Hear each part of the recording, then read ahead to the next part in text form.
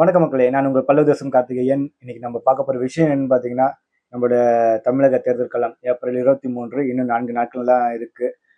இந்த நிலையில் கூட, அதாவது தேர்தல் முடியறதுக்கு இன்னும் பார்த்தீங்கன்னா இன்னும் ஒரு 4 நாட்கள் தான் இருக்கு. இந்த நிலையில கூட பார்த்தீங்கன்னா, திமுகவோட கூட்டணியில காங்கிரஸும் திமுகவும் இது வரைக்கும் ஒன்றாக இணைந்து தேர்தல் களத்திலும் சரி, பிரச்சார மேடையிலும் சரி, 2 பேருமே இது வரைக்கும் எவ்விதமான ஒரு ஒற்றுமையுமே இல்லைன்னு நம்ம தான் சொல்லி ஆகணும். ஏன்னா இதுக்கு முன்னாடி பார்த்தீங்கன்னா ஒரு 10 நாளுக்கு முன்னாடி மு.க. ஸ்டாலின் பாண்டிச்சேரியில் பிரச்சாரம் பண்றாரு. அதே பாண்டிச்சேரியில் தான் ராகுல் காந்தியும் பிரச்சாரம் பண்றாங்க. ஆனா 2 பேருமே பார்த்தீங்கன்னா கடைசி வரைக்கும் சந்திக்கவே இல்லை. சரிடான்னு பார்த்தா நேத்து ராகுல் காந்தி நம்ம தமிழ்நாட்டுல பிரச்சாரம் பண்ணியிருக்காரு. சென்னைக்கு பக்கத்துல பொன்னேரியிலாம் தேர்தல் பிரச்சாரம் பண்ணியிருக்காரு. சரி, அப்பயாச்சும் ஸ்டாலினும் ராகுல் காந்தியும் சந்திப்பாங்கன்னு பார்த்தா அப்பவும் சந்திக்கல.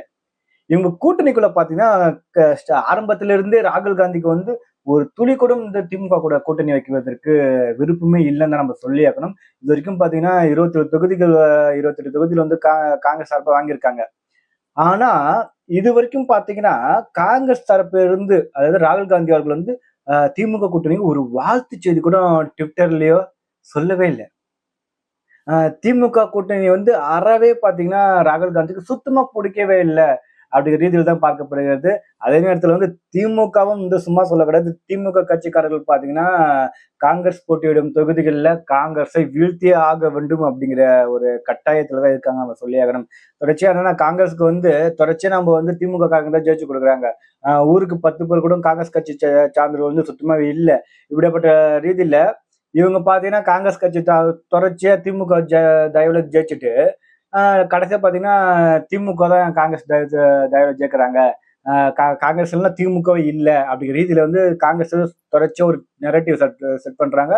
அது மட்டும் இல்லாம நாங்க போன தேர்தலில் இவ்வளவு ஜெயிச்சோம், எங்க இந்த தேர்தல் அதிகமா சீட்டு வேணும் அப்படிங்கிற மாதிரியே பல்வேறு கோரிக்கைகள்லாம் தொடர்ச்சியா காங்கிரஸ் வைக்கிறதால இந்த தேர்தலில் காங்கிரஸ் மினிமம் 10 சீட்டுக்குள்ளாச்சும் அவர்களை அடக்கி விட வேண்டும் அப்படிங்கிற நிலைமை தான் இருக்காங்க. அதாவது காங்கிரஸ் போட்டிக்கிட்ட தென் மாவட்டங்களுக்கு பார்த்தீங்களா, அந்த கன்னியாகுமரி அது மாதிரி இடத்துல வேணா காங்கிரஸ் ஜெயிச்சுட்டு போயிட்டோம். இது மாதிரி வட மாவட்டங்கள்ல காங்கிரஸுக்கு ஒரு சீட்டு கூட வரவே கூடாது அப்படிங்கிற ரீதியில தான் திமுகவோட கள நிலவரம், அதாவது அந்த கிளை செயலாளர் ஒன்றிய செயலாளர் இருப்பாங்க பார்த்தியா, அவங்களோட மனநிலை இப்படியாதான் இருக்கு நம்ம சொல்லி ஆகணும். அதே நேரத்துல பாத்தீங்கன்னா இது வரைக்கும் பாத்தீங்கன்னா ராகுலும் மு.க. ஸ்டாலினும் சந்திக்கவே இல்லை இந்த எலெக்ஷன்ல. இதுல இருந்தே தெரியுதும் இவங்களோட கூட்டணியோட லட்சணம். ஆனா இந்த பக்கம் பாத்தீங்கன்னா என்டிஏ கூட்டணி, பிரதமர் மோடி வராங்க, அமித்ஷா வராங்க, பாஜகவோட தேசிய செயலாளர்கள் எல்லாம் வராங்க, மற்ற பிஜேபியோட முதல்வர்கள் எல்லாருமே வராங்க.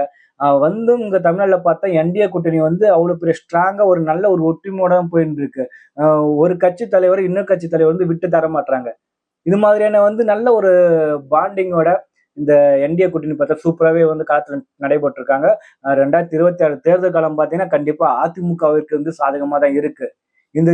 இந்த ரீதியில தான் திமுக பிளஸ் காங்கிரஸோட இந்த பிரச்சனை பார்த்தீங்கன்னா தமிழக அரசியல் களத்துல மிகப்பெரிய அளவில் ஒரு மாற்றத்தை கொண்டு வர போதுன்னு நம்ம சொல்லியாக்கிறோம்.